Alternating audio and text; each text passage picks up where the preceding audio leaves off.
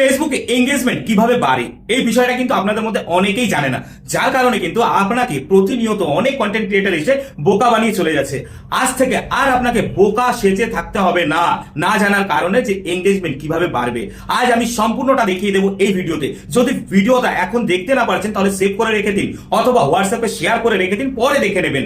আর সেই সাথে বলি, এঙ্গেজমেন্ট নিয়ে এই ভিডিওটা ভীষণ গুরুত্বপূর্ণ, তাই একটু স্কিপ করবেন না, পুরো ভিডিওটা দেখুন আর এঙ্গেজমেন্ট নিয়ে আপনার জ্ঞানের ভান্ডারকে সমৃদ্ধ করুন। তাই আর কথা না বাড়িয়ে সরাসরি চলে এলাম আমার মোবাইল স্ক্রিনটিতে।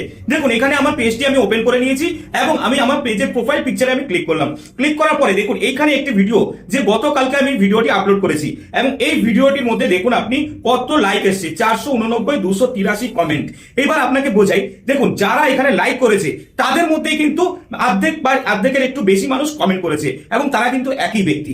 আমি কি করছি, এবার এই ভিডিওটির সি ইনসাইড অ্যাডস এ ক্লিক করছি। ক্লিক করার পর এখানে একটু রিফ্রেশ করে নিচ্ছি, কেন এখানে ভিউটা কম দেখাচ্ছে।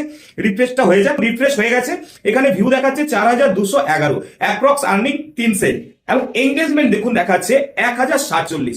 এবার আপনাদেরকে বলি আমার লাইক কত করেছিল, আপনারা দেখেছেন লাইক কত করেছিল 489 যদি লাইক হয়ে থাকে তাহলে এঙ্গেজমেন্টটা এখানে কি করে হাজারের ওপরে হলো। এখানে এঙ্গেজমেন্ট কিন্তু 1047, তাহলে কি করে হলো? লাইক করেছে মাত্র 489 জন। এটাই কিন্তু মূল প্রশ্ন। দেখুন 489 জন যারা লাইক কমেন্ট করেছে, তাদের মধ্যে যে বেশি কিছু মানুষ কমেন্ট করেছে, সেই সমস্ত মানুষ ধরেই নেওয়া যায় যে ভিডিওটা ওয়াচ করেছে, লাইক করেছে, কমেন্ট করেছে, তাদের সঙ্গে সরাসরি এঙ্গেজমেন্ট হয়ে গেল। এবং 489 জন এখান থেকে যদি আমি মাইনাস করে দিই, বাকি যারা আছে তাদের সঙ্গে এঙ্গেজমেন্ট কিভাবে তৈরি হলো?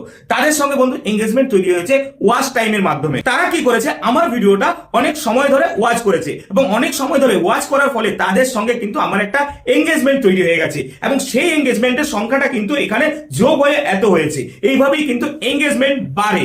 এবং একটা জিনিস মনে রাখবেন, আপনার কন্টেন্ট যে আপলোড করছেন সেই কন্টেন্টের সাহায্যে কিন্তু আপনার নিজের প্রোফাইল হোক বা পেজ, তার এঙ্গেজমেন্ট বাড়বে। আপনি যে প্রতিনিয়ত অন্যদের ভিডিওতে লাইক কমেন্ট করে যাচ্ছেন এঙ্গেজমেন্ট বাড়ানোর জন্য, তার জন্য কিন্তু এঙ্গেজমেন্ট একদমই বাড়বে না।